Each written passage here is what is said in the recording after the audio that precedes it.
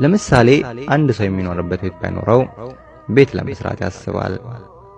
ያለው ቤት አነስተኛ ከሆነም ከዚህ የተሻለና ሰፋ ያለ ቤት መስራት ይፈልጋል።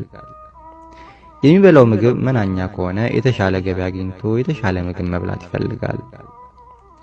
አንዱ ከሌላው ባልንጀራው ጋር ቢጣላም ሁለታቸውም ይቆጣሉ።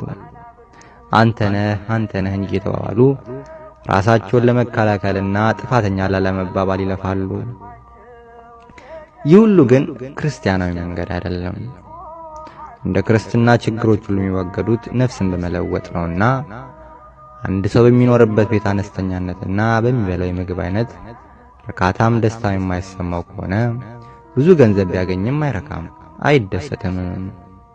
ምክንያቱም ብዙ ገንዘብ ሲያገኝ አሁንም ሌላ ምኞት ይኖራልና ከመጀመሪያው ይልቅ የተሻለ የሚለውንም ቤትም ምግብም ቢያገኝ እንኳን አሁን ሌላ ከዚህ የተሻለ ቤትና ምግብ ይፈልጋልና።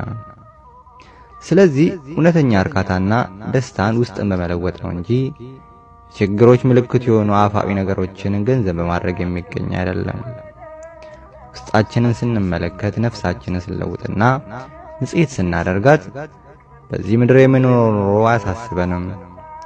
የዕለት መጠለያና ምግብ ካገኘን በቃ ማለት ይቻለናል። ስግብግብነታችን ወደ ምስጋና ይቀየራል። ከባልንጀራው ጋር የተጣላ ሰውም እንደዚህ ውስጡን ቢመለከት ጠላቱን መውደድ እንዳለበት ይገነዘባል። የዚህ ጊዜም ከቁጣው በስተጀርባ ያለው ስሜት ሁሉ እንደ ጢስ ተኖ እንደ ትቢያ በኖ ይጠፋል። ከባልንጀራው ጋር መታረቅም እጅግ ቀላል ይሆንለታል። ስለዚህ ዋናው ችግራችን ለማከም እንጂ ምልክቱን ለማስታገስ